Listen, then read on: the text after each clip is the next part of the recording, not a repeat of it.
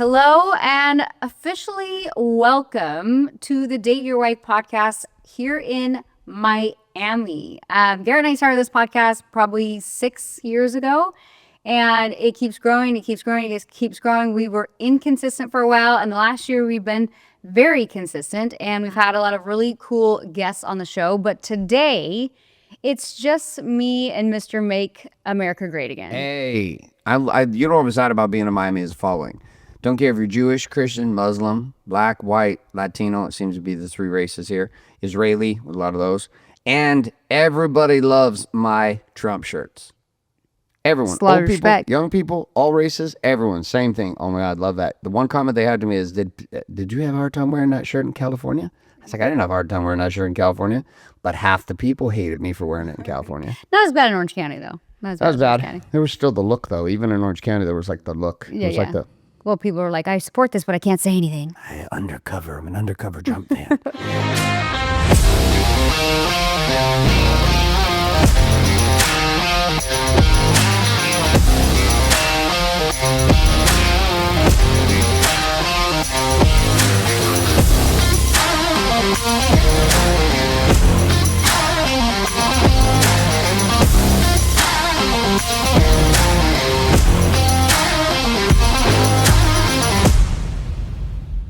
Here in Florida, not the case. Yep. So we're here, and in token celebration of being here in Miami, my wife for Christmas purchased me a David Yurman mini Cuban.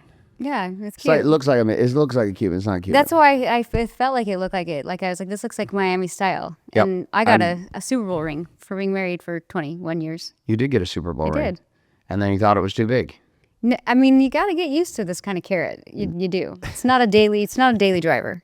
And so we had some young people see this ring, and they're like feeling all kinds of pressure and like judging themselves. I'm like, hey, you're 24. Yeah. We've been married for 21 years. We've been together for 23 years. We have been entrepreneurs for over 2 decades. We have had 5 children. We are pushing the limits to the game. You deserved it, but it wasn't just the ring. The rock is massive, but it wasn't just that. Like just like a rebirth? You know what was interesting? Are you asking that as a question? Yeah. Why are you asking that as a question? You know the answer to this. Well, you hear it all the time. Like we went to church yesterday and they're like, you have to be reborn. And people are like, what is this? And it's like, you have to let this old version of you die. You're not actually physically dying, but you have this whole other level to who your spirit can become. And it's funny because it's always talked about as individuals, like, oh, you need to be rebirthed. But there's a concept too, where can you be rebirthed as a couple? And it's one of those things like Garrett and I feel like we have pulled off like an anomaly. Like we've pulled off something that not a lot of married couples do, which is like, we went through crappy times and like a lot of shit happened, and instead of like cheating or getting divorced or all these things, like we almost like reborn our marriage. Mm-hmm. And so instead of like, yeah, we were reborn individually, but we literally like our marriage went from like we had 2 kids, figured things out, and then it was almost like we spiritually got divorced. Yep. Got back together, reborn, and rebuilt the life and the marriage that you see today. And that's why we're passionate about sharing our story, good, bad, and ugly, because so many times people don't want to talk about what's going on. It's like they're like, oh, I can't talk about religion. I can't talk about politics. Oh, don't air your dirty laundry. And it's like, the crazy thing is so many couples are going through all the same shit. And nobody wants to talk about it. And that's why you're seeing divorces. That's why you're seeing cheating. And that's why you're seeing all these things.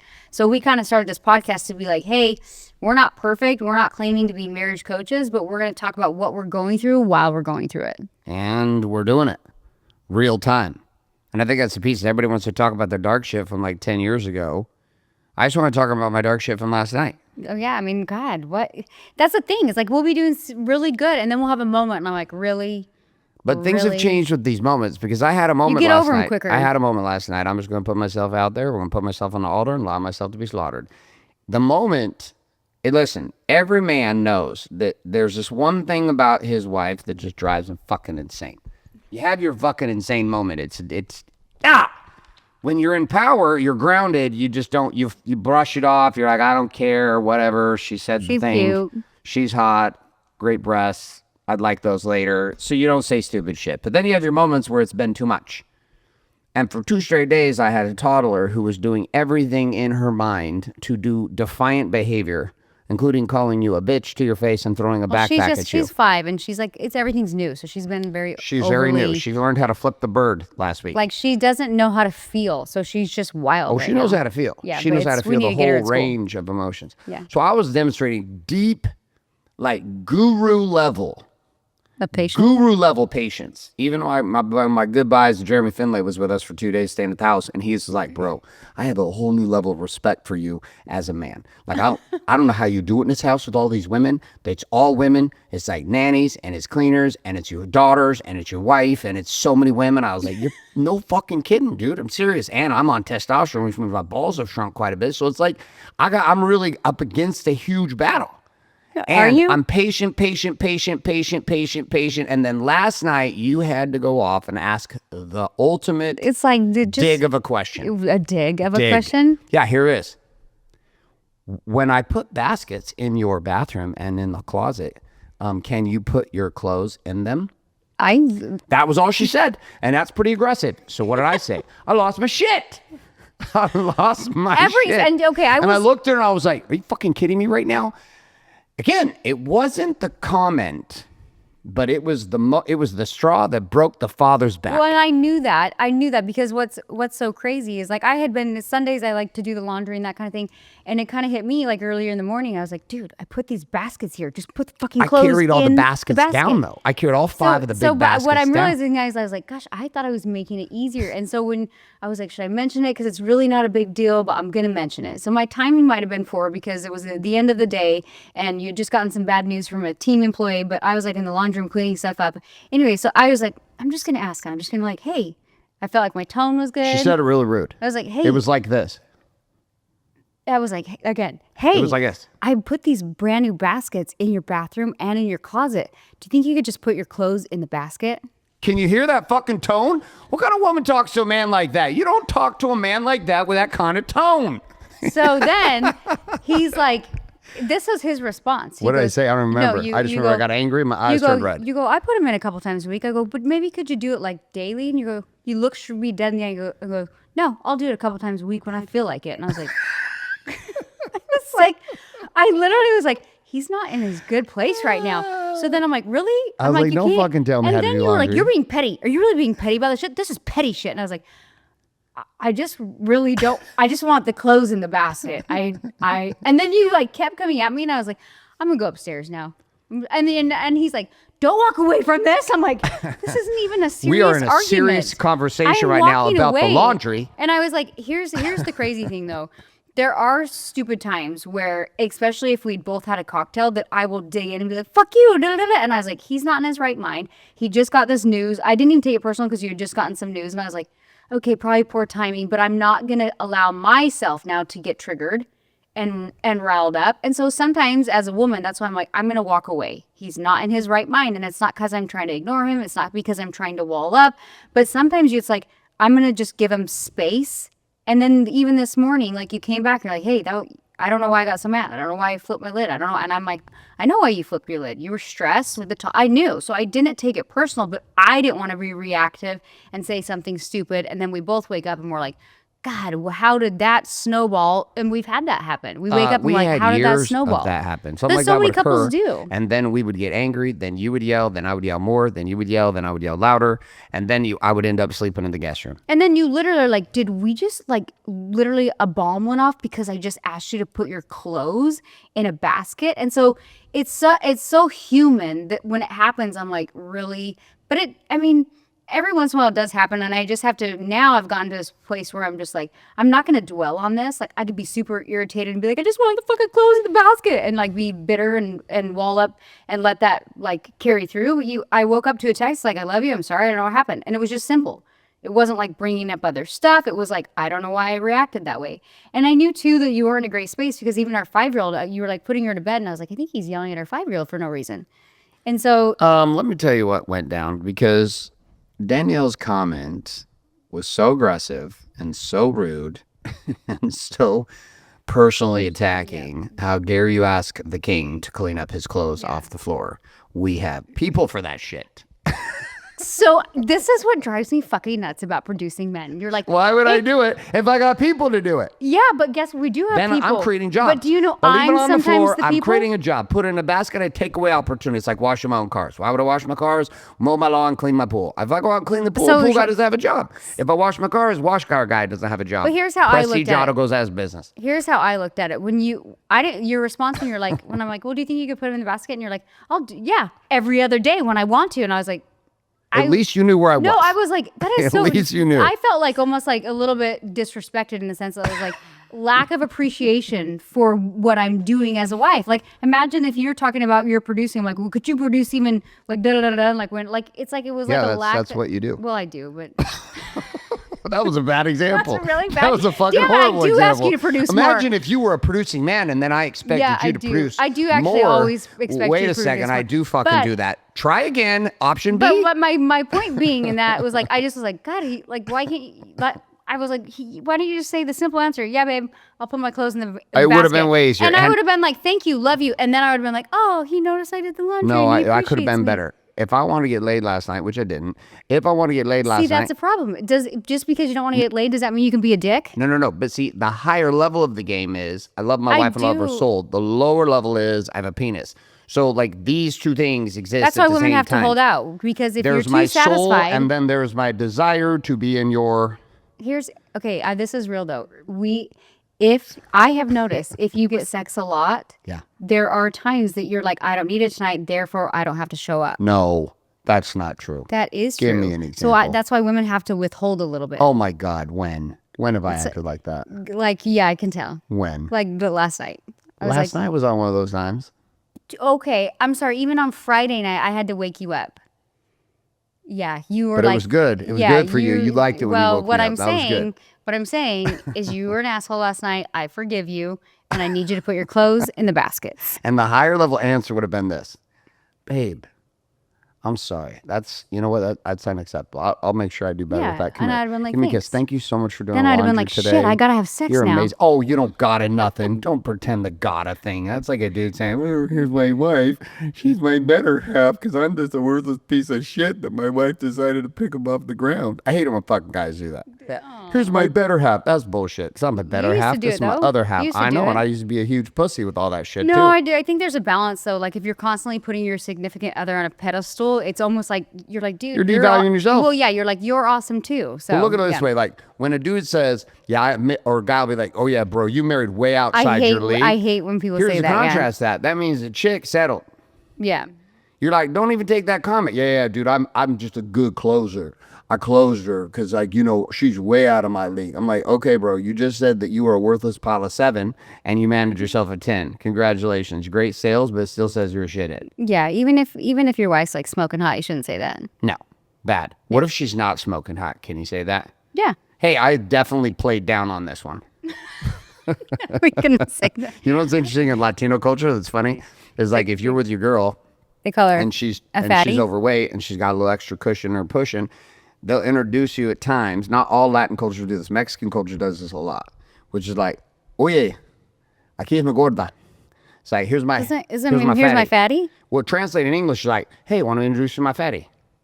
That's what it is in English. But in Spanish, it sounds a lot nicer. In English, it's like, it doesn't come across the same. Like if I walked up and I was like, and you were fat, and I was like, hey, this is my wife. Hey, I want you to meet my fatty.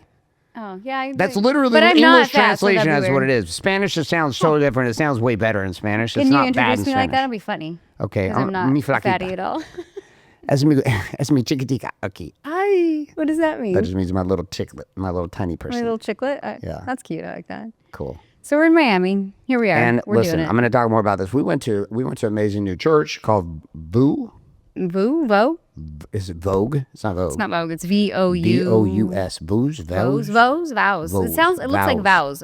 Well, that's good that we don't even know how to say the was same name awesome. of the church. But Pastor Rick, who's the main pastor there, he was awesome. Yeah. And he was talking about darkness yesterday, which was really, really cool because he was saying all this stuff that like we fundamentally deeply subscribe to. And the one thing that he warned, here's the crazy part. He warned in service yesterday. I didn't catch it, obviously. He made a comment about fighting in the dark. Yeah, Remember I this? thought He that was said funny. nothing good happens when you try to fight in the dark. which is it's past like 6 or 7, 8 o'clock. That's true. How many times we fight at 12 noon? You know what's interesting too? Whenever we fight at night, I never sleep good. Even though I'm like, I was just being a dick. Like I kind of toss and turn, and I'm like, I hate falling asleep with that feeling. I'm gonna be straight with you. You sleep like a rock. That's I fine. don't have any problem sleeping. No, but I'm women. We like if we're stressed, it's like we have a hard time sleeping. Here's the deal. I get laid, I sleep well. I don't get laid, I sleep well. Yeah. I get in a fight, I sleep well. I So, don't get in a fight, I sleep well. That's why you're like, why are you There's in a bed an hurricane, extra I 3 sleep well. hours? And I'm like, because I earthquake, got I kicked sleep by well. toddlers. And Do you know why I sleep well? because you like the whiskey? Because I don't stay in bed till 8. Okay, I knew you were gonna go there. That's But- why. Because I but wake up you- at 3. You fall Because asleep so have, hard. You and women quantity don't. time beds. Yeah, I have to get my quality recovery time. sleep. I like quality We should get those bedtime. sleep watches. Why? What would you Just do to with see- it? no, to Just see, so you like- can see you got to bed at 8 o'clock? No, to see. I don't go to bed at 8. So you can see like your realm sleep. Like there's different levels of sleep. Realm? Is this a new thing? There's like your Realm? dream sleep. There's like your realm sleep. Yeah, look it up. Okay, we need ChatGPT to help you out right now. No. There's no such thing as realm sleep. That's no called psychedelics. No, you're. I'm in the realm right now. I'm like Googling literally the ketamine is just hit. I'm so You're fucking high. wrong. I'm in the sleep realm right now. Hey like Siri, I'm what are dead. the different levels of sleep patterns? It's not called realm. It's called REM. Oh, REM. REM sleep. But REM sleep is cute. I mean, we could get high as fuck right now and go to REM Why are you sleep making together. fun of me? I'm not making Why are fun you of being you. a dick? I'm not being a You're dick. being a little bit of a dick. You're not even on your microphone. I know. can't hear you say that. Well, you know what I mean. Like I know. I knew what you mean. I'm helping you the out. different REM sleep. Atta girl. I sleep mostly in like the dream sleep, and then I get like 2 hours of the REM sleep, not to be confused with Well, the that's realm why you want to sleep. do the watch so you can see. Yeah, because I literally I'm like, yeah, I agree. I probably am in bed like 9 hours. I'm like, but I think I sleep maybe 6 broken up hours. And I will tell you, if you have toddlers, it is as bad as having newborns. Because we have a 3-year-old and a 5-year-old, and like our other 2 girls, we have 2 older daughters. They were 4 years apart, so it was like we went through the same. All toddlers climb in your bed. I think And we're you're like, getting I have another two- night nanny. And you're like, I have 2 choices. Should I keep walking them back to their bed, or am I just too tired and I don't care? The kicker on this, the problem, and all parents can relate with this, when you're like, I don't care anymore, I'm not going to keep walking them back to their bed. They will kick you all night long. So either way, you don't sleep. So you choose your hard. You know what it is in our now we house? have 2. We have a 5-year-old and a 3-year-old and a guy that snores. And he's like, babe, I don't know why you're in bed for 9 hours. And I'm like, oh my God. Like, it's Snoring. literally, we had a night nanny for our 4th Deep baby. I slept like rhythmic a baby. therapy. No. So I got a snore. Oh, and I have a Yorkie that sleeps with us. I have a dog, 2 toddlers, and a snoring husband. You're lucky. Yeah. So he always makes fun of me and is like, you don't get out of bed till 9. I'm like, You're so lucky. I mean, seriously, to count your blessings, that's like 4 serious blessings. A tiny dog hey, that's the size of a it's fine. guinea pig. I actually wake up every morning and my daughter, like her cute little face is in like a zombie, and she's like, I love you, mommy. And I'm just like, this isn't going to last forever. So I'm just going to submit to not having sleep for a few more years and then I'll be fine. Yeah, because within 2 hours, she says, I hate you, Dad. You're That's the true, worst but it's dad really cute ever." in the morning. It's really cute in the morning. So It just changes with the wind. So what do you think about Miami? I love Miami. What I do you think Miami is like exactly where we need to be. Yep. Miami is not Orange County. It is not. Not at all. Like, there's Orange County, and Orange County is a vibe. Like, we loved Orange County. We lived in Orange County 12 years, and we were in Arizona. So going from Arizona to Orange County was like, whoa. Yeah. And then going from Orange County to Miami was like, whoa, whoa, whoa. It's like a triple whoa. Yeah. That's why there were some friends of ours that were living in Wisconsin, and they wanted to move to Miami, and they went from like this 4,000 person town to come to Miami with us. I was like, bro, I don't know if you can handle this. This is like going from never drinking to 9 shots of Casa Glace Azul. You're done. You're going to good night on the floor, maybe even throw up. You should go to Orange County first. So they did. Yeah. They're in Orange County. They took over all our stuff in Orange County, moved from a little 4,000 town in Wisconsin, Mark and Kendra Jennison, and they built they took over the Warrior HQ. I think They're like crushing it. I will say, like, when we first moved to California, something about living on the water feels like a rebirth. Like, once you live on the water, you're like, I could never live anywhere else. So for us, we had lived in Vegas and in Utah, and it was just in Arizona, and we just wanted to be on the water. So for us, and so many couples that I see in families that move to Orange County or anywhere there's like beach property, it's just like, like the water has energy. It's a vibe. It's not even necessarily the city. It's like, to me, it just symbolized like freedom. Like, we had gone through so much, being raised the way we were, and like the different patterns and the different cultures and things like that inside of Utah. to where it felt like a rebirth as a couple. And that's when I started the show that I was talking about. I was like, this is our second rebirth as a couple and as a family. And I think that's what's so cool about it. And California was great because of the water. And so when new couples go there, I'm like, I know that feeling. Awesome. You're about to be reborn again as a family, as a unit, as a couple. And I even feel that here in Miami, just like in the connections that we've had and the openness that we've had. And I don't know about you, but it's weird. Since we have moved, I notice a more openness in myself. Like I'm more friendly. I'm more like, yeah, invite people over. Let's go talk. Let's go to these networking events. Let's go to this. And it's been fun to experience because last year in 2024, the biggest thing that I felt like God told me was like, you need to share your light. And I was like, okay. And I didn't know what that meant. So I kind of revamped my podcast and all that stuff. And I was like, what do you mean I need to share my light? I am like, but I realized like everybody needs to share their life, but I was like, we need to expand and grow and socialize and network and we need to show people who we are and what we've overcome and what we've built. Do you know why Miami's awesome? Mm-hmm. Because there's less, I'm going to say something a little controversial, white people. I think I'm serious. Listen to me. Hear me out. I think Hear the me correct out. thing would be there's more culture. Orange County white people have they have a different vibe, but it's like it's different. Like on the coast, from Newport down to Corona Del Mar to Laguna Beach to Dana Point to San Clemente, like that whole lineup. Cool people. Don't get me wrong. Cool people, but you got like no diversity. Yeah, it's like you don't have diversity or culture. Yeah. Then we'll come to Miami, and for the first time in my entire life, I'm a minority. You know what I like? I fucking love it. I like it. You know what I like? I enjoy it. I enjoy being a minority. I like it. I like it too because I feel like in Orange County, everybody's got their bubbles, right? Yeah. And their cliques and their people, and it's like here, it's a lot of carbon cares. copy white people. Yeah, and nobody cares. Like they don't connect. You would think coming here, you'd just be like, oh my gosh, it's so much drama. It's actually less drama being in a bigger city because everybody's doing their own shit. And also, look at this, Latin culture. Let's face it, it's awesome. It's just awesome. They have more fun. They're more about family. They have more fun. They like to party when they party, and they do their thing. We see it all day long on the yachts. They have a great time. There's there's less sense of like I need to impress people. I definitely feel like we fit in more. They do their thing, and they're like, we are Latinos. We are pura vida. Like they just are. And then you got black culture, which is kind of the same way, just a different vibe. Mm-hmm. And then you got uptight Orange County white people, which we were around a ton. And just being, that's why we never heard, like it was harder. It was just more drama. It felt like everybody knew. It felt like everybody knew everybody kind of thing. It didn't feel. But they didn't really know anybody. That was the problem. It's like there was so much, there's a lot of, there just was a less genuine connection. And I think a lot of that has to do with just state of California, but also at the same token, there was just, we ran with people who were amazing in Orange County. So don't get me wrong, I'm not saying that everyone in Orange County was that way. I'm just saying like if you were to compare and contrast the two cities, what's the big difference? No racial diversity, massive racial diversity. Yeah.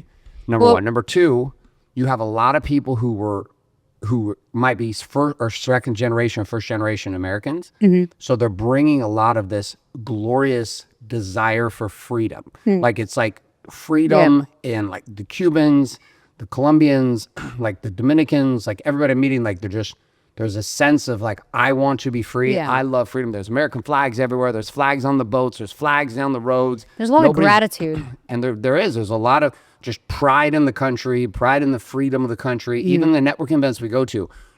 In Orange County, every networking event we went to, everybody had cell phones out 24/7, taking pictures, doing videos. Here, we go out, people who are big names. Nobody's taking their cell phones out. They're just like talking and connecting. They're not trying to tag everybody. They're just like, they're being in this place. And here's the other piece. In Orange County, you would hear it once in a while, the conversation of God. Here, I hear it nearly every conversation, whether it's with the Jewish people, the Christian people, or the people who are neither above. I haven't met too many Muslims here. Mm-hmm. But like the Jewish, our whole neighborhood is Jewish. Mm-hmm. People got this house from are Jewish. They're so nice. Mm-hmm. They're amazing. That was like when we came up and like was all passionately talking to us yesterday. Yeah, they're very like into their faith, whatever it is. Hebrew. And I couldn't read them, but I was like very grateful. She gave them to me. I was like, I can't read this. She's like, it's okay. Just phonetically read it. It will work. I'm like, okay. Everyone's a passionate missionary. Yeah, it's crazy. And then also the piece is there's this desire to grow. Mm-hmm.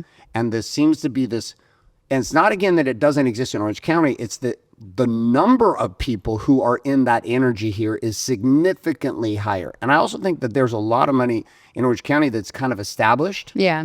And so people are kind of in the yeah mode. Well, it's like they built all their shit. Yeah. Now they're like It's kind of a little Here, people are sleepy. like, let's build more shit. Yeah. Like Grant Cardone, perfect Yeah. example. Our mentors, like, we already got billions. Let's get more billions. Let's Yeah. build more things. Let's take over the world. There's just an energy of everything is 10x, which is kind of I think it kind of pushes you though, like the energy, like because where we were, it just felt like you were saying. It just felt even like the people that were billionaires or whatever. We they had 6 billionaires in our They had neighborhood. they didn't aspire to do anymore. They're like, No. I got to settle in, and I'm here, and this is great. Gonna walk the dog today. Yeah, and that's not really what this life is about. Like the money is going to come, but we're always meant to not be comfortable. We're always meant to push past it. And I even told Garrett when we were moving, I'm like, it's not about the house. Our house in Orange County was amazing because people were like, why'd you move? And I'm like, because it can't always be about the house. If it's about the house and the retirement and the settling in, you're going to be depressed and miserable because that's not what this life is about. And you just be a dick to everyone.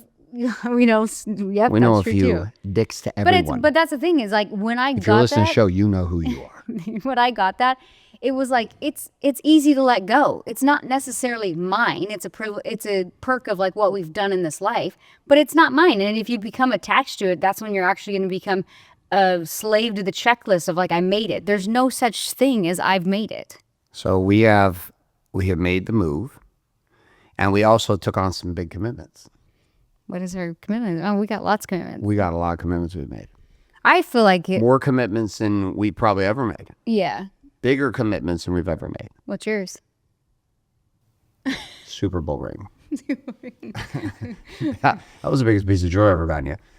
That was put a car in your hand, so that's nice. Here you go. On top of this, what was interesting was we made the decision to have Grant and Elena Cardone and Brandon Natalie Dawson become our mentors. That was significant. That was a significant decision because of the time commitment and also like the financial commitment that we were making and just like our decision, the new offices in the 10X Center, 8,000 square feet on the 5th floor, like all the things we're building out, like all the commitments. And it's like there's this pocket of momentum that we're in that I feel like we've worked towards for well over a decade. And like now the window opened and all the lights went green. It's like going to the gym to elevation in the morning. It's so fast from the house, like 11 minutes. On the way back, like 25 minutes. But on the way there, it's like 11 because it's just straight green lights or it's like yellow blinking lights and it's just straight to the gym. That's why I go at 5 a.m., which is also odd that I go past 2 strip clubs and there's people still at the strip club at 4:48 in the morning while I'm going to the gym. It's always a weird thought. I'm driving past, I'm like, dudes are getting lap dances right now and I'm about to go work my lats. It's super weird. I mean, every morning I'm like, dude, dudes are still at the fucking strip club right now, but whatever. So there's this piece of us that committed to go 10X. And we got around 2 environments. Got to hang out with Andy and Jacqueline Elliott at their place out in Arizona in their facility and their teams. So inspiring. So inspired by those two. And it was fun to hear the backstory of how Elliott Army began. And they came on our podcast. And to realize that Warrior and what I've done inspired Andy to launch Elliott Army. Like he started 5 years ago, was in car sales before that. And it was my videos and Warrior content that he the file. He said, I couldn't figure out how to buy shit from you. He's like, but then we just duplicated what I saw you doing. I was like, holy shit, I can just cuss and yell and do my thing and blow torches and yell and do workouts. He's like, you were the guy I wanted to follow. So when I got there and got to meet all of his guys, went to church with like 150 of his guys and their wives, and like, it was nothing but gratitude. So that, and I was inspired by the standard. And he legitimately, when he says, you see videos of him online, and he's like, if you don't have a 6-pack in 90 days in my company, you're fired. He's not fucking kidding you. That's a lot of pressure. There's not one man or woman in their organization that's not lean and shredded or jacked and juicy. Jacked and juicy. Jacked and juicy. Just jacked and juicy, you know what I'm saying? You might have a little 4-pack going on, but you're jacked and I was juicy. like, women with Then 6-pack's got lean kind of and hard. mean 42-pack down the same, you know? Like, that's different. But his whole organization holds a standard. Go to Cardone. People are like whining to us, why do the Cardones have a bad reputation for employment in Miami, blah, blah, blah, blah, blah, blah, blah. And you're like, and then I get into 10X and I'm in and around the environment and you find out real quickly why. There's a standard. They have a standard. You don't hit the standard, you're fired. Period. Natalie just fired someone on her team a few days ago, one of the bigger people on their team, fired him because the person was having an affair and she found out about it and fired him on the spot. And it was controversial in the organization. What is she like? No. We have standards around here. Yeah. If you're going to cheat on your wife, you're What going to else cheat are you on gonna us. do? Yeah, exactly. So you're gone. Yeah. Bye-bye. Out the door. So we're just surrounding ourselves with people who are like, you can be who you want to be, but here's the our standard here. Yeah. Here's the standard here. And the minute I saw that, I was like, I was inspired again by both Grant and Elena, Brandon, Natalie, Andy, and Jacqueline for just the standards that they're holding for their organizations, which is great because I feel like we've held a huge standard for my clients. But then it falls apart in your I've not had as internal high a teams. standard Yeah. for my teams. I think it's hard though, like myself, I mean, I let go of my entire team this last year. It wasn't huge, but there was like 15 of us. And I was like, you know what? But it was almost, you're right. It was like they weren't living the warrior's way. There was no standard. And it was like, you kind of let that slip because you're like, oh, well, I don't want them to, they need to work really, really hard. So then they let go of things in their personal life, their relationships, their body. And then you're like, wait, that's going to affect how they're producing for me inside of my team. And so it's not just like a standard of like producing, but it's a life standard. It's how you carry yourself. It's your body being balanced, all of that. Your relationships with people. You let that slide in your company, you better believe they're getting sloppy in their body, they're going to get sloppy on the team. And we've seen it. We've watched it happen predictably. Like, and you can see the signs on the outside of it, and 100% of the time that's happened, there's the problems come. So, but the same thing goes inside the house with the family and the kids. It's like there's like a standard that has to be set. But here's the crazy thing about standards. Like, you can't force me to do anything. Right. Ever. Even with sex. Like, if I decide I'm not going to do it, I don't care. I have a switch in my brain as a dude. I'll just switch off the sex button. Don't care. Like, I'll just, done. Don't care. So this thing inside, and you have the same thing. You have the same switch. You're just like, I don't care. No, I'm not doing that. It's like psychedelics. I was like, come on. Let's go. And you're like, no. I was like, tattoos. No. It's like, there's no. There's no negotiating this with you. You're like, I'm never doing psychedelics. I'm not getting tattoos. I'm not doing it. I'm like, doesn't even tempt me. exactly. And I'm over here going, come on. You can do this. Let's go. I'm like, no, I got standards, babe. Exactly. Your standards are for you, right? But having a standard for you makes you immovable. So when you have an individual man who has standards and you have a woman who has standards, now comes the rub. This is where the rub comes. And the rub's crazy because you can't have standards outside in the family, and you can't have standards in the business, you can't have standards in your neighborhood and standards in your church if the standard in you is weak. Yeah. But two powerful people in marriage who have standards for themselves. I have my standards. Like, I'm not laying in bed till 8 o'clock. That's not a standard. It's your standard. It's not my standard. I can't do it. I'm not waking up at 3 in the morning because that's the middle of the night. And that's silly. Exactly. I know I'm going to fall asleep at 6 p.m. Exactly. So, but we came to terms with that. I wake up at 3. That's it. That's what I do. That's my standard. I wake up, I read the Bible for an hour, I do my Bible stack, I do my prayer stack, I head to the gym, I work out with the boys, I come back, I do a few stand-up calls with my sales team, my marketing teams, my executive teams, and then out come the kids, and I see the children, and then out come you later. And there you are. And then you go do your workout, and you have your routines and patterns. So it's learning how to be okay with the fact that your standard and your habits and your game is different than your spouse. Let me ask you this then, because you can say that's your standard, but in the end, like if you're like, I'm very fit, like I look great for my age. Yeah. So if I was like super overweight, you'd be mad that I was waking up at 8. You'd be like, get your ass out of bed. So then you have to ask yourself, if I wake up at 8, but I still hit my list, does that matter? Well, we've already talked about this. It's very simple. If you got obese, we would be done. That's rough. And if I got broke and couldn't make money and couldn't provide, you would leave. Also, if you're obese, I don't think I could hang with that. But what I'm saying is that this is a reality, because if I am a guy who won't go get a job and won't recreate myself. My point was just saying, like, if I still have the results, then you can't really like. For sure. Well, now we're dealing with different method and approach, right? So, but if I was a guy who sat around and smoked weed every day and played Call of Duty, and I didn't fucking make any money, and I was like, babe, go provide for us. But what if he makes a lot of money? If he makes a lot of money, can he still take that time? Did he already make? Is he a billionaire and then he's like retired to Call of Duty marijuana life? I have a hard time believing that. I don't know one billionaire that's retired to the couch, smoke weed, and play Call of Duty. I just had to bring it back. I don't know one billionaire that plays fucking video games. I'm a mama of 4. Okay. And I run my businesses. Yes. And I have a 4-pack year round. You look amazing. So you can't keep harping on me for being in bed till 8 a.m. No. I'm just stating reality. Okay. It's just a fact. But it's my standard is not me sleeping in. My standard is the results that I get in my life. And that's why we got such a nice bed mattress. It's high end. It's like Ferrari of bed mattresses. It's like a Lamborghini. It's like a Rolls Royce bed mattress. It's so comfortable, but I don't get to sleep in a mattress. You want to know why? Because your daughter always wants you to pull you in. Because you know why I do it? So I can sleep? Yes. That's good. So when I wake up in the morning, And then I get going, and I went and slept with like the 2 ninja warriors in bed Except all for then night. one of them comes in bed with me. And they nunchuck me all night, and I'm good because I'm just laying there getting nunchuck all night. It's gotten to the point where back I'll be to like, sleep. Nunchuck, back I'll to be like, sleep. how many times who switched where? Like, we'll wake up and I'm like, how did a dog and a kid and where's Garrett? Like, every night, I can't remember the last time actually on the cruise. I slept great on the cruise. Yeah, you did. Oh, that's why like we need to have like a month of vacation, like overnight, even if we're like at the hotel across the street, just because I just want like a solid 12 hours of sleep. That's all I want for Christmas. Yeah, have you ever slept for 12 hours? No.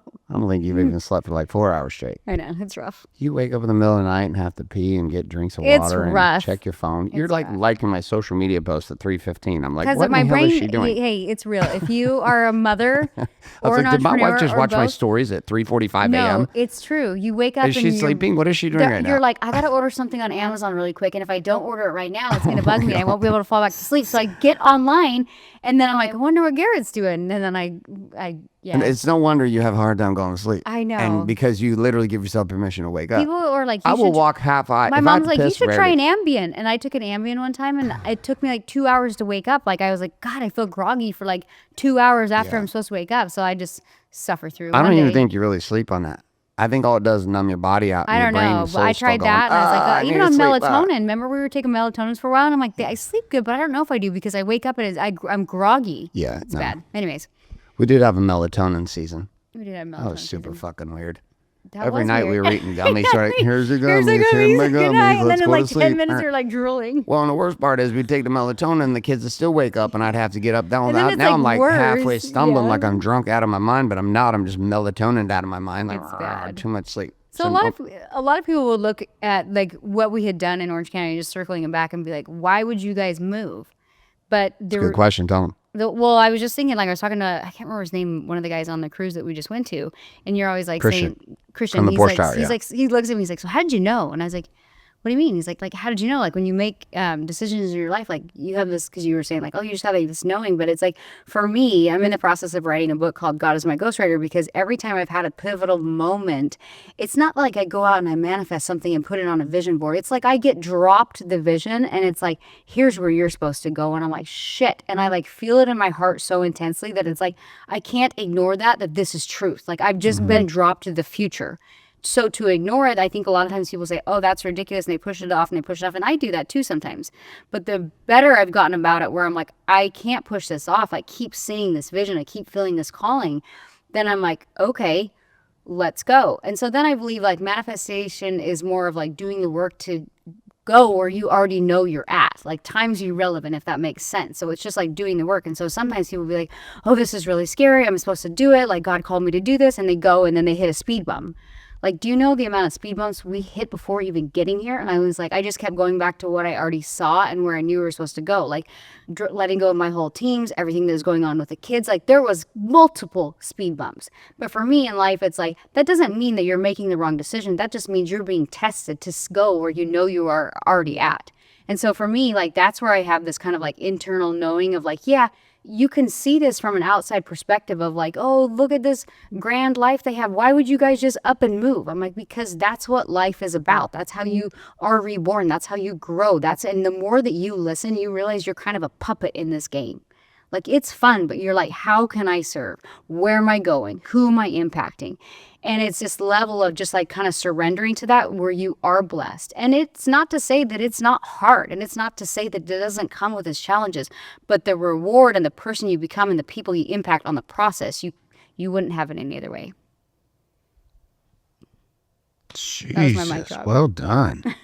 But that's We've come why a long way from the first shows where everyone used to yell at me and say, oh, you're always talking over her. She never gets to talk. I was like, the woman doesn't talk.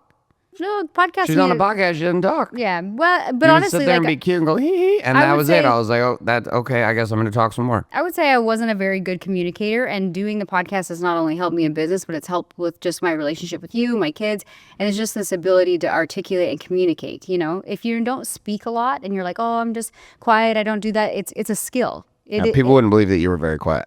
I know, but it's taken me years of just like learning how to communicate, and now it is natural for me. So the person I was 10 years ago, I was like, oh, that's not me. Well, become the person that you're supposed to be. Like the person you say, that's not me, that's not you, that's like baby version of you. So that's not even really, that's not you. Like we all have this experience in life to become whatever we want to become.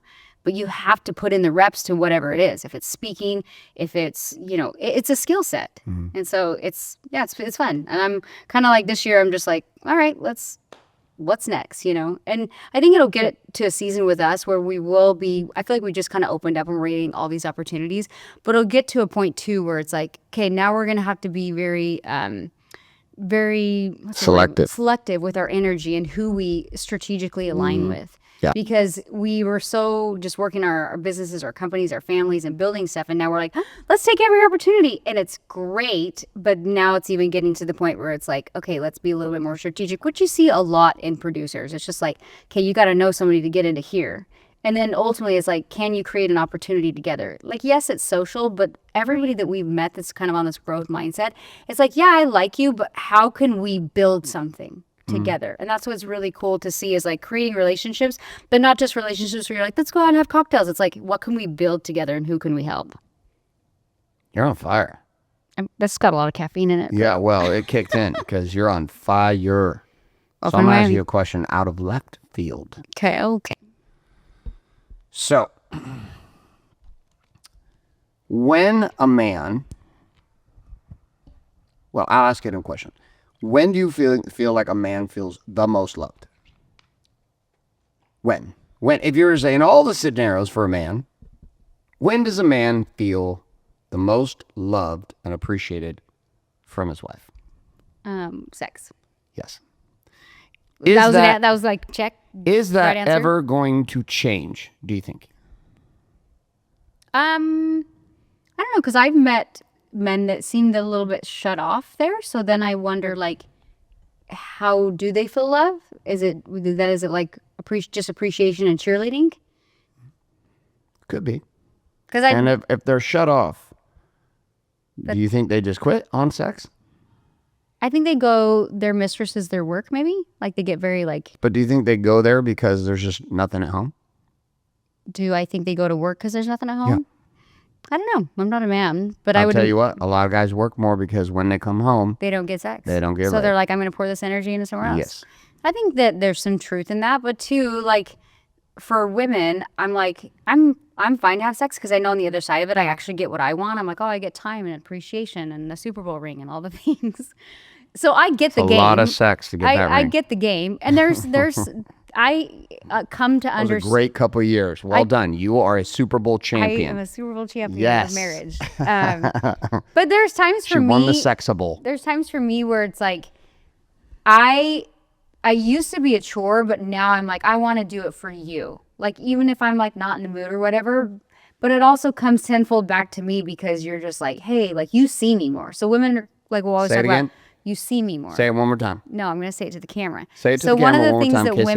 One of the things that women talk about, they want to be seen. The reason they start like flirting or doing these things or putting themselves, they ultimately like kind of want to be seen. And so it's, if like you're satisfied, you look at me differently. If you're in work mode, I'm like, hello. I could be like jumping around topless. I'm like, hello, look at me. So I understand it. But then there's also times too where like I need my needs met too. So it goes. But don't they get met if you just have more sex? If what? I mean, if your theory is correct in what you just said. My theory is correct, but there's been times where you have even been like, you're like, I don't think I can have sex tonight. I'm like, oh God, that's like 3 times in 2 decades I said that. No, there's been a few times 3 where times. like. One time I think I had a bladder infection. The other time I think I was like, this last I week, was like hemorrhaging blood out my left even arm. this last week, we spent more time together because it was the holidays, and I could tell you were very satisfied because it was like 9:00 and you were just passing out. It's like he is done. He's not even gonna try. I was like more the instigator this week to make sure that you were showing up with the kids and satisfied and like into me. But I was like, you were like good, like, but I knew I'm like, I can't let him go to bed at 9 every night. I gotta make sure he's taken care of at other times. So I know I'm just saying, like, I understand the mission. I'm just saying, if like you understand the mission, I understand the mission. I'm just saying, like, if you are like a total asshole to me, then I wouldn't want to have sex. Listen, I'm not saying that a guy can't have a bunch of sex and still be an asshole. Like, if you didn't apologize to me this morning, even though I know you were not in your right mind, I would have just done the podcast and I would have not, like, I would have just been like, whatever. He didn't apologize. He knows he was a dick, so whatever. Like, Well, it's easy, just like here to here. It's harder for women to be sorry. it's harder for women to be sorry? Yeah. Dudes are like, oh, No, I fucked up. Sorry. Yeah, that was me. Women are like, reason, story, justified, project back to your husband. Eventually, you land 2 days later. I would say that might be I'm sorry. true. And I'm like, what? Sorry, I've been waiting 2 days to hear that. What did you say?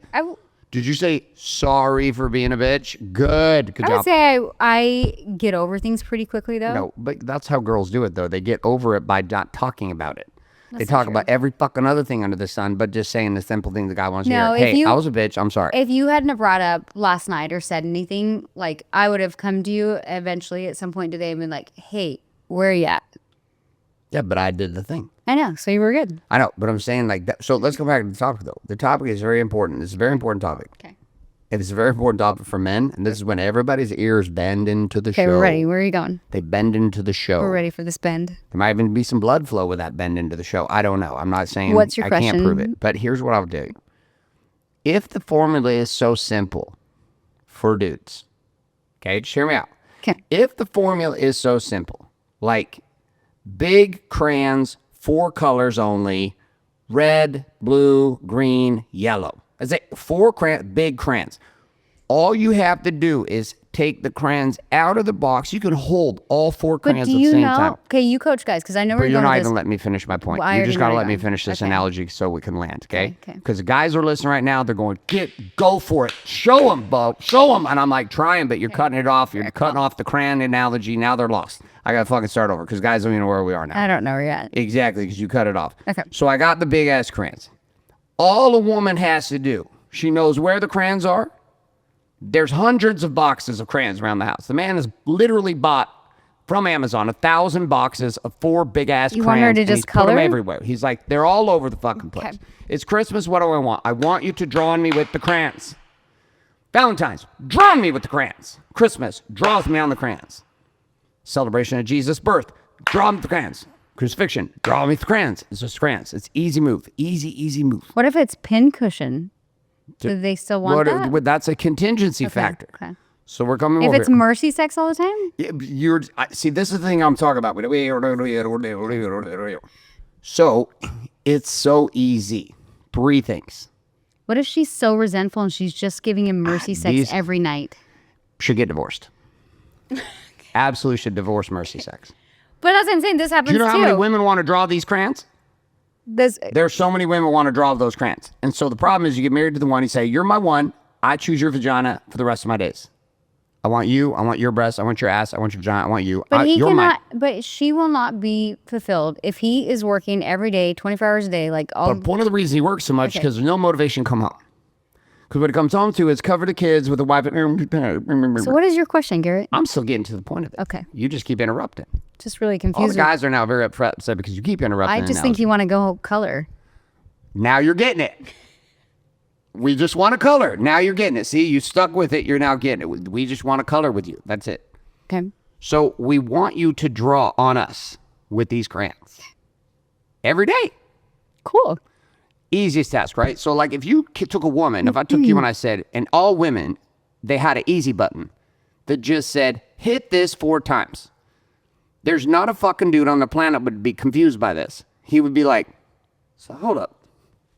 You're telling me I'm going to get everything I want. I'm going to get a peaceful, passionate woman who looks at me, sees me, loves me, longs me, and will do everything that I want. And you're telling me with this little red button right here or these 4 crayons, all I have to do is take the crayons out, draw a circle. Done. Or I have to hit the button 4 times. 1, 2, 3, 4. Every fucking dude, even the stupid ones who have very little intelligence, they're smart enough to know, get what I want, hit the fucking What button. if? Guys will hit the button all day long. The problem is women don't have a button that's go 1, 2, 3, 4, But I and have they a move the serious fucking question. button and they can pick up different crayons and they say, I don't like those crayons anymore, and then I don't like these crayons. So we come back with the crayons. We don't know what to do.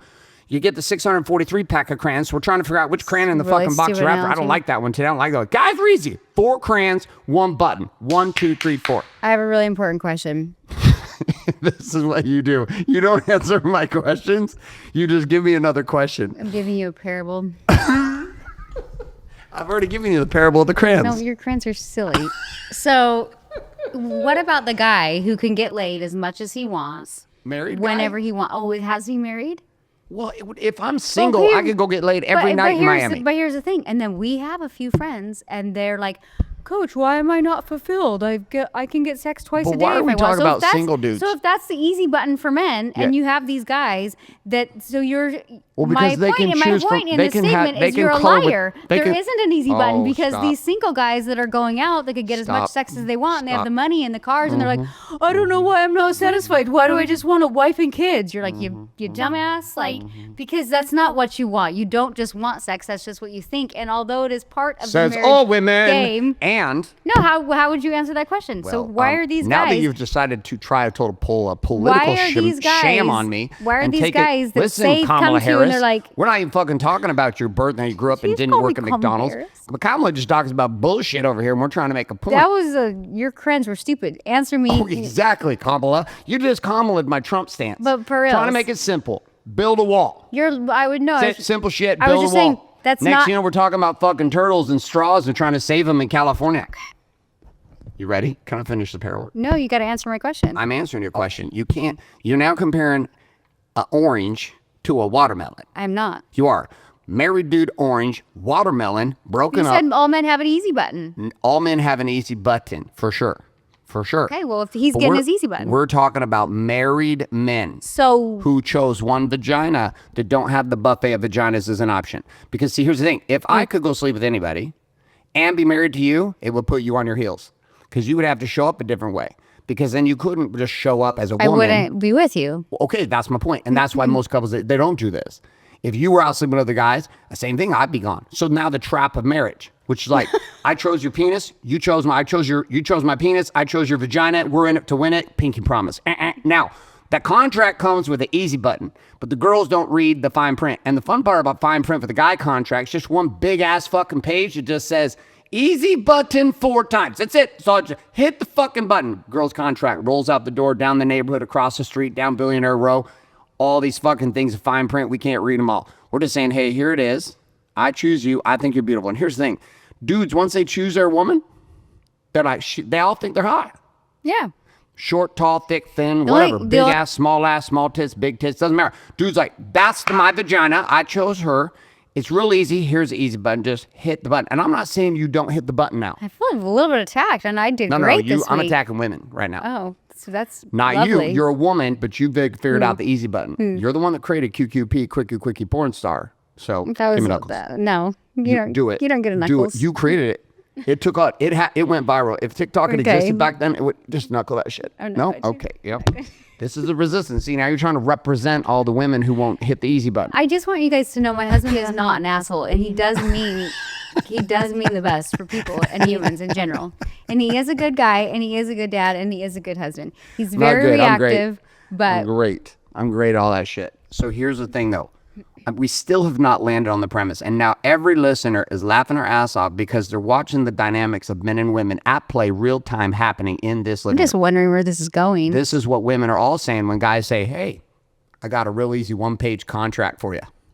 I feel like I'm Hit the pretty. button I feel 4 like times. I'm pretty easy. I've already said you're easy. You've learned how to hit the easy button. You're a smart woman. Okay. We're talking about the dumb women who don't hit the easy button. But what if their guys are not showing up? But this is where the What if paradox their guys comes. are not taking care of them? Yes, but here's the paradox. Why are If they not feeling safe and secure? But you just Why said, is she but you just- outproducing him? You just said if the guy is getting it, I see you more, I notice you more, I'm more into you when we're having sex. So if a woman knows So this, do you want me to give some advice? Being no, married? I'm just trying to get to the answer Okay. of why. There's a why at the back of all this you Okay. keep not letting me get to. I don't think there is. If the button is sitting on the counter and all you have to do is hit it, you just got to hit it. Okay. And you know Can on you the other spank side of it? it, you can spank the shit out of it. If you want, you can spank it 4 times. Okay. You can lick it 4 times. No. You can sit on it in any direction 4 times. You could land. You could change Okay, directions keep on with your every one point of of them. You this. could sit on it this way, sit on it that way, sit on it this way, lick it, do your thing. You could do all you want to the button. But if the button is so easy, why do women make it so fucking difficult for themselves to hit the button? I think that they're waiting for their needs to be met first before they participate. But didn't you tell me that if the buttons hit, But you don't they know get that. what they want? You don't know that. And also, like in our relationship, I will tell you, when 13 years ago, when you say that's the easy button, but you're like working all the time, and I'm like, oh, I just got to be supportive, and I'm building all this resentment, and I'm young, and I don't know, and then you're coming home late, and I'm like, I'm not gonna hit the easy button, like I just don't know. But And so then- imagine you right, were no, hitting. let me finish. Let me finish. So then we got to this place in our marriage where there was just no chemistry, there was no attraction, there was just nothing there. But I wanted to have great sex. I wanted to feel free and vulnerable and safe. But also there was this period where we lost everything. So you're the provider. We have 2 kids. We're emotionally disconnected, and now you're not providing. I'm like, not only am I not attracted to you, but there's no win in me hitting the easy button for you. I have lost your trust financially, everything else. So why am I going to hit the easy button? So it's this, we rebuilt this. Like, I was like, okay, this is when we launched our brands. This is when you launched Wake Up Warrior. This is when I launched Natural Beauty Rose. And it was almost like we went into this space where like neither of us knew what we were doing. And for me, I kind of got to this place. I started producing and making money, and I started feeling my own sense of like safety and security. But I still always Wouldn't hit the easy button. no, sure, there was there was still a lot of lack of trust.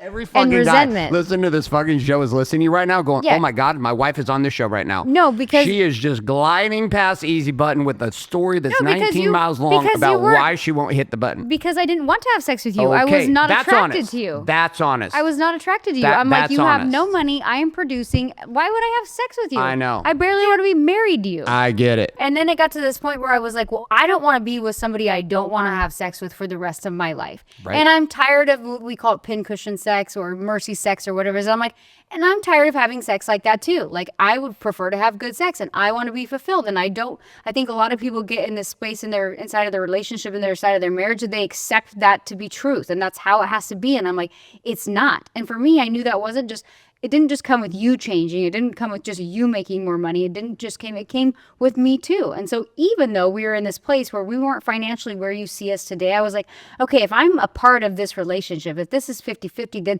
and I want to have great sex and I want to have great connection, then what do I need to do? And I was like, I need to stop being a fucking prude. And don't enjoy that comment that long. So when I thought that, I was like, okay, I'm going to test something. I'm going to initiate. If we go on vacation, I'm going to, like, even though it was You're going to hit the easy button? even though it was uncomfortable and I was resentful, I was like, whatever, let's fucking do this. What I will tell you, there was a lot of power in this, ladies. There was a lot of power in this. I was like, oh, the easy button is very powerful. Like, I own this man. Mic drop.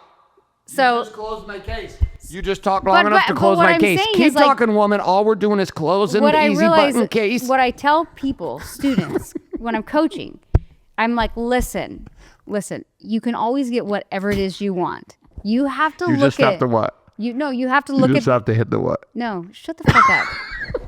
You just have to look at the end result, and sometimes you don't want to do the shit in between, Like, but hit you the got to easy do button. it because then you'll get the result that you want. Oh my God, this show is the greatest show that's ever happened. Did you do drugs before this show? The last 25 minutes of what just happened, or 20 minutes, 15 minutes, I feel bad. this clip is like a documentary of of crayons. just greatness. No. There's not a guy on the planet, don't care your race, religion, nothing, that will listen to this and not laugh his ass off at how crazy the dynamic was. You remember when I said this? Oh, You did it. You went, and you came right back to the easy button. But the thing is, I have to say this. I think that what women don't understand love you. is like how powerful it is in like To what? To hit the easy button? no, to feel sexy for your man. And hit the easy button. And know that he looks at you like, God, this is my wife. Doesn't matter your shape, your size, your color. Like, this is those moments where you can like look at your man and he's like, I'm the luckiest man in the world. After you hit the easy button. I gotta go, guys. It's been a great podcast. We'll see you next year. Are you leaving? No. Sit your ass down. You're not leaving this show. I was like, are we still going back to this? Listen, we're gonna have a date night. We're gonna go back and listen to the last 20 minutes. I'm gonna transcribe it. You're gonna transcribe it? Yeah, and then I'm gonna ask ChatGPT what it thinks about what happened. Okay. Just see what it thinks. Because we landed at the same place. So here was what we found in therapy, which is hilarious. We were always saying the same thing.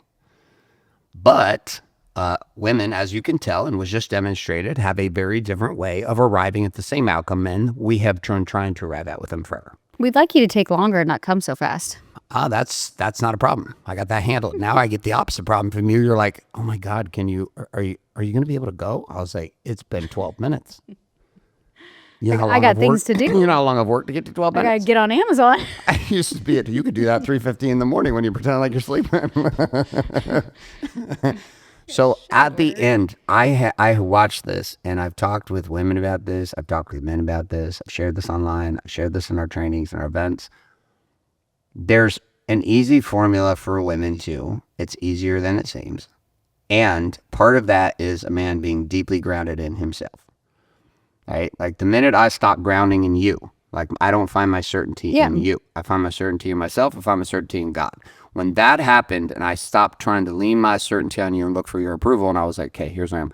I will tell you right now, radical sexual revolution happened for us because it wasn't I didn't want her. It's just that I was looking for power in the wrong place. Oh, but it's so much hotter now. I swear that just happened like the last year. I'm like, there he is. Yeah. Well, I'm like, and what also shifted too is like I wasn't doing things to have sex. I was just like doing things because that's what a partner does. And I was like living life in a different place, less reactive to the game. But also what happened with that too, had we not been having more sex, like had sex become like not an issue. And I'm telling you, this is a massive fucking problem.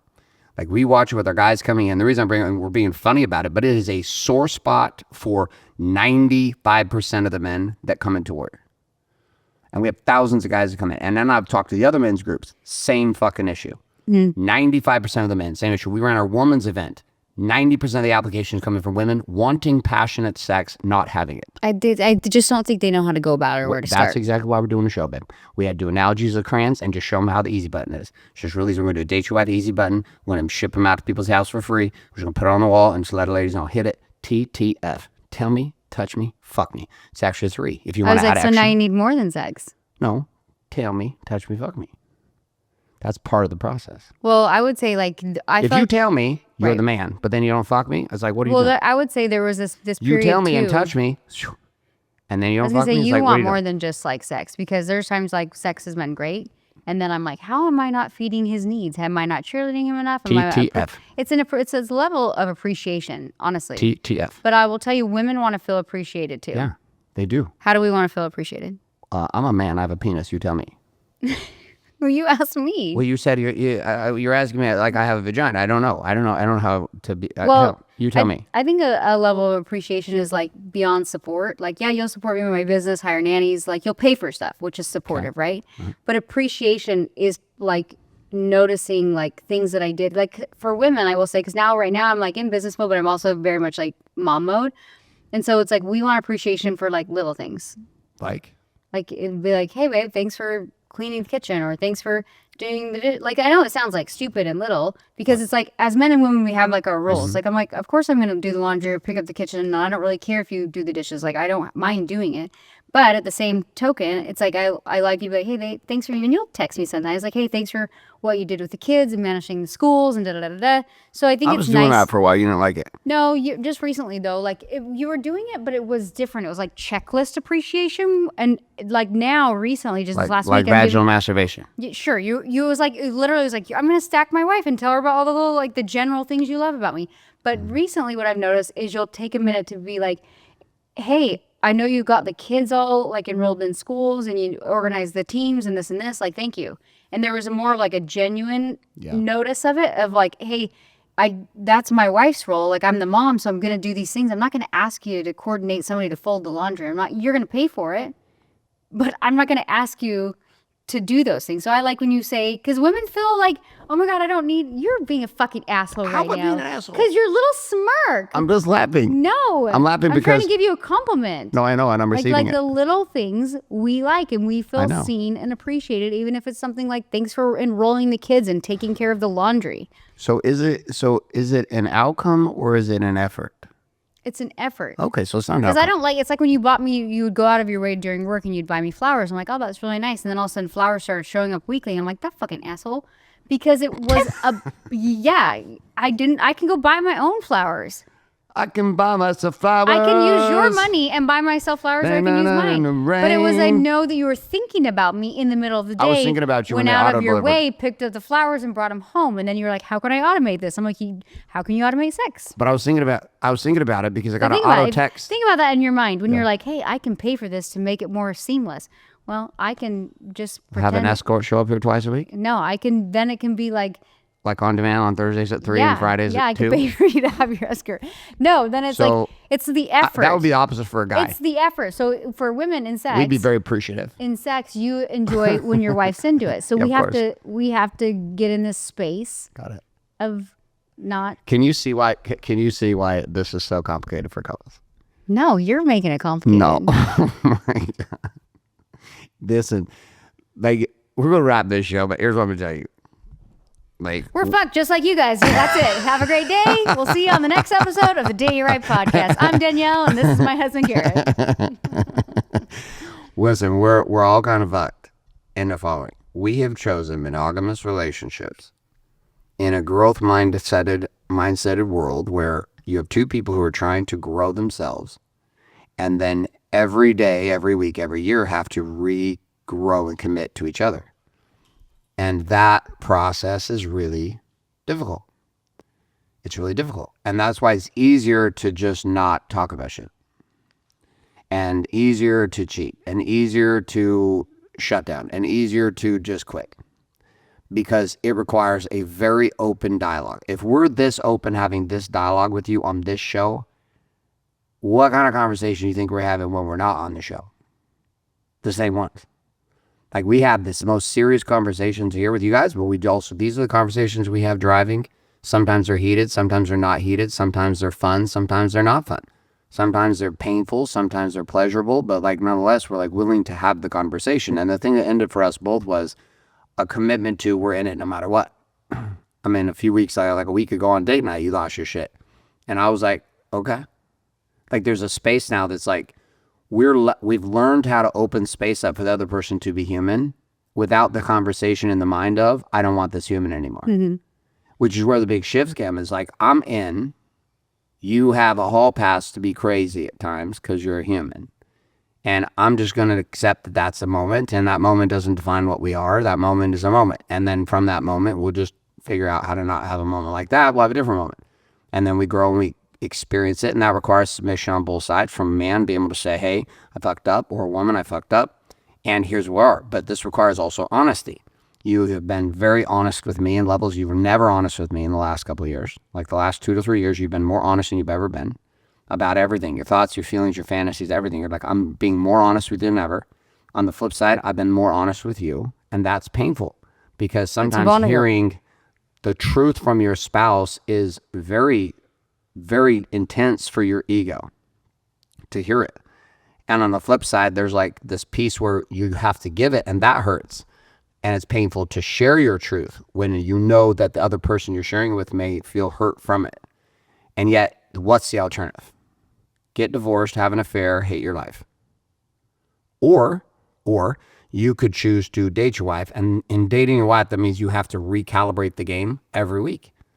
It's like every year. Mm-hmm. It's like, are we in it to win it? Yeah, we're ride or die. Cool. What do we need to work on individually and collectively to be able to make this work better?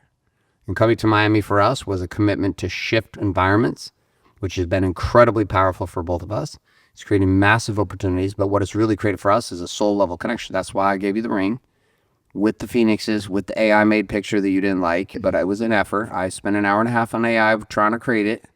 It took me a while. I'm not an AI guy, and so I got the best 2 phoenixes I could get and put them in a frame for you for Christmas. And how'd you frame that? I had people who helped me do things like this. That's how it showed up here. I had people help me with the ring. Okay. And it was a symbol of me saying, hey, I love you. I'm in forever. I'm not going anywhere. And I love you deeply with my heart, with my soul. You're my girl. You're my one. And I'm so glad that we've been able to fight through all the hard times to get to a place when we can be this connected at a soul level, to the point that our souls are communicating in a way they've never done. And we're experiencing empathy and forgiveness for each other in ways we never have, because the connection is now at this soul place that has transcended a lot of the stupid shit that we'll do at times as humans. I think it's scary to share your truth with your partner, especially for women, because you're like, how is he going to react to this? So I've kind of had to, when I want to share something, it's like, how do I frame this? And sometimes it could be like, I didn't know that asking you to put your towels in the hampers would really set you off, you know? So it's like, even stuff like that, I know it sounds like a stupid thing, but I was like, this is really bugging me. Should I like tell him? Because it's like, it's such a silly thing, but I'm like, yeah, I'm going to say it. But it triggered you. Like I said, my timing, I probably could have said it on a lunch date when you were not stressed with work and stuff like that. It'd have been a long day, and I just went through a hell bomb outside for an hour on the phone, and you decided to drop it right in the middle of World War III. Because I was just doing laundry and I was thinking, you know, it'd be nice if he, and then I was like, should I ask him? Is it not that big of a deal? But it's that, my point in being is like, as a woman, it can be scary to share your truth because you're like, oh, I love my life or I love my lifestyle. And like, how is he going to react if I say this? And so we hold it in, and that actually doesn't serve you. That actually adds to the problem. So for me, I've learned over the years, yes, easy button, sure. I've learned that there's this vulnerable piece in me that he wants to see, which is just like talking about how I'm feeling. Because if you don't start talking about how you're feeling, and I've experienced this, you're ultimately like, your soul like starts to die. You're not happy, and you're like, what is wrong? And it's because you're not sharing or communicating with this person that you chose to do this life with how you're actually feeling. And so then that's when the resentment and other things build. So I'm still working on it, and so is Garrett, but it's like one of those things that it's like, okay, we're in this together, and I genuinely believe that we will go further and faster together than we will individually. Yes, you still have to work on yourself individually, but the things that we can create together is just, it's fun. So here we are, first episode in Miami, Date Your Wife podcast. The first one we've Rebirth. done without a couple on the show with us for months. So like, I think, we were just getting it all out. You were for sure. This show fucking crushed. You were like in a silly mood, and I was like in a serious mood, but it's fine. Hopefully it balanced out. As I sit here and pet my guinea pig. My little Yorkie came in. My Yorkie guinea pig. Yeah, she's cute. She's cute. It's impossible to potty train that dog. It's fine. impossible, they say. She's fine. It's not. You just take them outside. All right, wrap them up. Oh, if it was only that easy. Wrap it up. Wait, is there an easy button for dogs too? Is there an easy button for dogs? Yeah, you just take them outside. Just take them outside. You gotta hold space, Garrett. We can just wrap this whole thing up with one simple statement. The easy button is doggy style. Oh my God. And that's how we'll I'm end sorry. this episode. I hope you guys got some value out of the show. Thanks for joining us. All right, listen. Thank you for being here on the show. Listen, here at Wake Up Warrior, we got so many amazing things happening. One of our most exciting things, and which would be so comical for people to listen to the show and recognize that, yes, we are all in on this too, is our Warrior Men's Bible study. And you're like, what kind of Bible study are they doing? I'll tell you which kind. Real Bible study, real study for real men who want real results. All right, it's not a happy clappy conference. You're not going to come in and raise your hand, sing worship music for 6 hours, and then leave and be like, my life still sucks, right? We have an amazing group of 2,000 plus guys that meet every single week for free. You can check that out at warriormensbiblestudy.com. It's very intense, and it's very open, and it's very authentic. This podcast is that way. You can imagine how our trainees are and our calls with our guys are. Check that out. Also, Danielle has her own private show, if you haven't heard it, the Danielle K. White Show. I was like, what? I have a private show? Yeah, she's now on OnlyFans. So I had a podcast called The Big Money Stylist that was catered mostly to hairstylists. I run a brand called Natural Beauty Row Hair Extensions.